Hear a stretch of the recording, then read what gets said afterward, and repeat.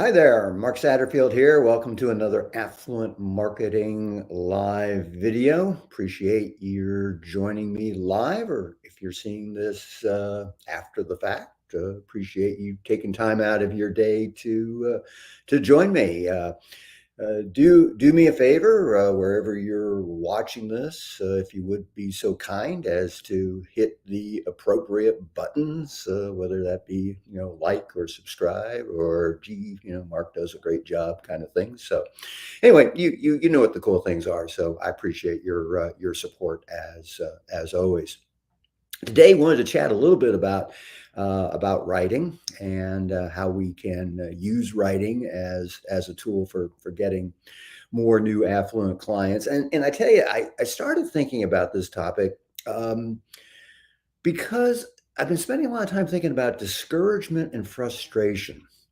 When I've been doing this for a long time. I've been doing it for 30 years, and I've talked to a lot of people, worked with a lot of people. Some have been phenomenally successful, and some just kind of threw in their cards and gave up, and it just didn't work. But here's the interesting thing.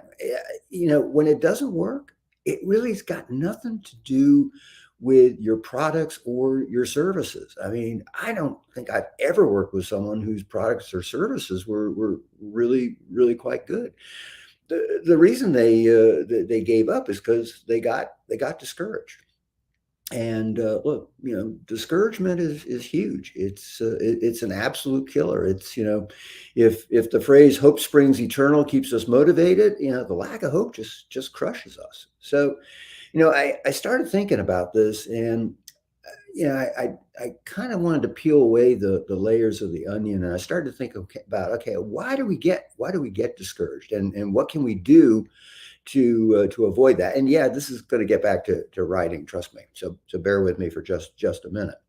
But one of the reasons that we get discouraged is because our business isn't attracting the types of clients that we want, and this is especially true for those of us who are focused on the affluent marketplace, because it takes time, takes persistence. But if you get discouraged, you're going to start to give up, and who really can blame you?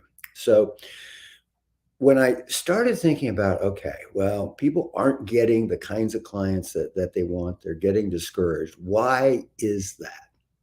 And one of the reasons is because you, me, all of us aren't doing the kind of marketing that doesn't totally suck. Because look, from a practical standpoint, there's a lot of different ways you can go out and attract wealthy clients. You can, use online methods, offline methods. You can use methods where you show up in person, such as networking events. You can use methods that don't require you to show up at all. You can use video. You can use just strictly the written word. You can use advertising. You can use social media. The list goes on and on and on. And as a matter of fact, that's one of the reasons why I wrote the book, because I wanted to give people kind of a comprehensive, overview of all the options that are available to you. And the reason this is important is that you need to select a few that hopefully enjoy, or at least are going to be something that it's not like pulling teeth. Because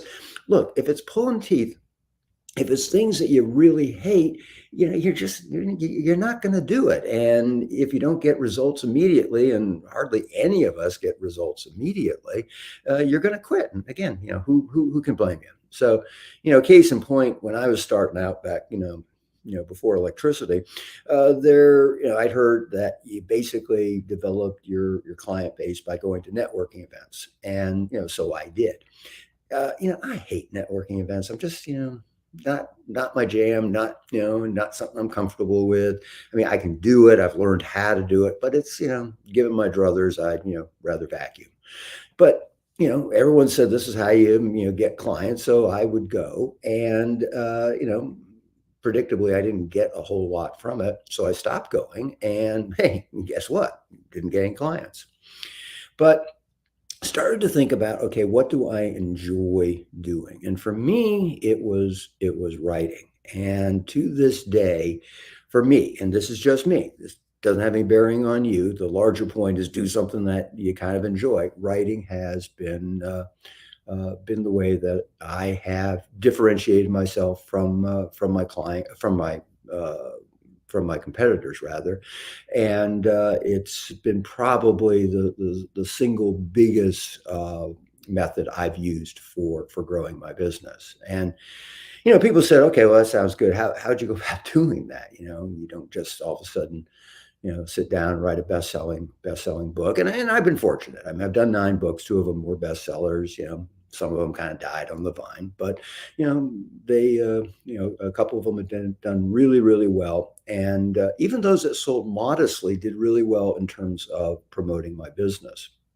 But how the whole thing started, I am somebody who just always liked writing, which is kind of weird because my dad's an engineer, my mom's a mathematician, so who knew. But when I was a kid, I had in prep school some teachers who were just so encouraging about trying to write and exploring yourself. So excuse me.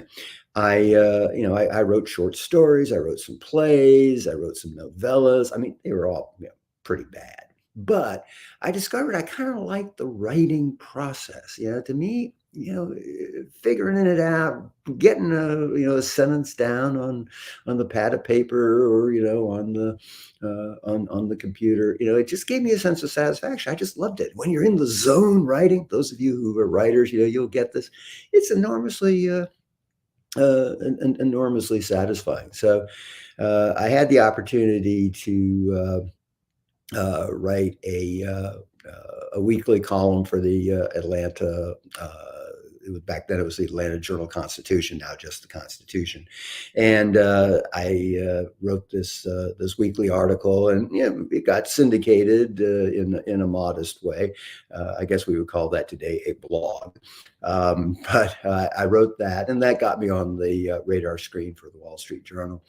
Did some writing for them and Dow Jones, and won a couple awards. And so friends of mine said, these articles are really good. I bet they make a good book. Why don't you send them off to a publisher? Now, I don't think this is going to work today, but back in the day, what I did was I made copies of a bunch of the articles that I was most proud of, and I went and looked up, an editor at McGraw-Hill, and wrote her a letter saying, "Hey, everybody thinks my articles are great. Do you think they make an interesting book?" And sent them off to her. Today that probably wouldn't get past, the screeners, but apparently it did. And she was kind enough to write me back and saying, thank you for, submitting your idea about your turning your articles into your book. We're not terribly interested. But we are looking to attach a writer to a book project that we have underway. And in the world of books, there's actually 2 ways things happen. One, in the majority of cases, is an author submits a book. And then in the second case, a publishing house has got an idea for a book, and then they assign a writer to it, and that was my case. So I did my first book with McGraw-Hill, and it went reasonably well. It wasn't a huge seller, but went reasonably well. They found that I wasn't a total pain in the ass to work with. That led to another 4 books with them. Then I did actually a couple of books self-published. Then went back and did a book with Random House. What I have found is that the books have done well with me, but if you play if you play the film backwards, it goes back to Mark at kind of age 16, 17, and what did I enjoy doing? And I enjoyed writing. And, that kind of stayed with me throughout. I mean, I was an English literature major. Nobody ever thought I'd be gainfully employed, but I showed them. I went to work in advertising. So there.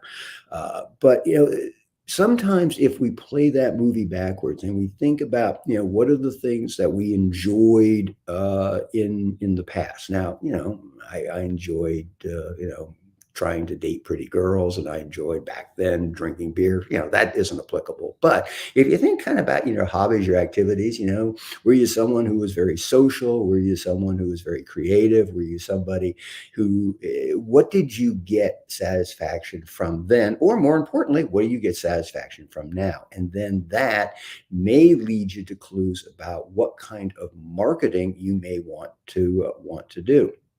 Now, naturally, if you're interested in any of this, reach out to me. Always happy to chat with you. LinkedIn's probably the best way to connect with me, because I actually do read my LinkedIn comments and I actually do respond. So if you have an interest in that.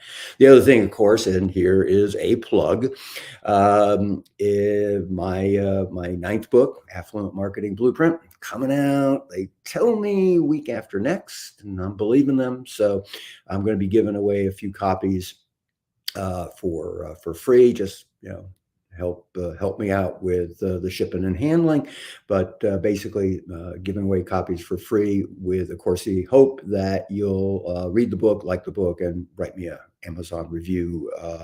But obviously no obligation in that regard. So if you haven't already, there's a link somewhere here. I don't know what platform you're seeing this on, but there's a link here somewhere that you can sign up to get the early bird notification for the free book. And if you have an interest, please take advantage of that. So anyway, that's a little bit about my writing journey, but I think really the point that I want you to take away is that look at the buffet of options that you have in terms of getting new clients. And you may think you only got like one or two, but you really got a lot more. There's a lot of different things you can do. And then select a handful, not just one, but a handful, handful, how many? I don't know, maybe 3 that you think you can do on a consistent basis, because this consistency is really, really key. And that's what separates the people who have businesses that grow and prosper, and from the people that just basically throw in the towel. Because again, it's got nothing to do with your services. It's got nothing to do with your products. Those I am absolutely convinced are fine. It's just you got to ward off that devil of discouragement. And the way that you do that is by keeping hope alive. And the way you keep hope alive is by having a lot of marketing irons in the fire. So hope you found this helpful. You want to connect, head over to LinkedIn and ask me anything. As I say, I do a reasonably good job of responding. It's Friday. It looks like there's no rain till late afternoon here in Pinehurst, so I'm going to go out and try to hit some balls. I play with red balls because they stand out in the woods, but that's just me. Hope you have a great weekend. Again, thanks for watching. Thanks for the support. Thanks for being a part of my community. We'll talk to you soon. Bye for now.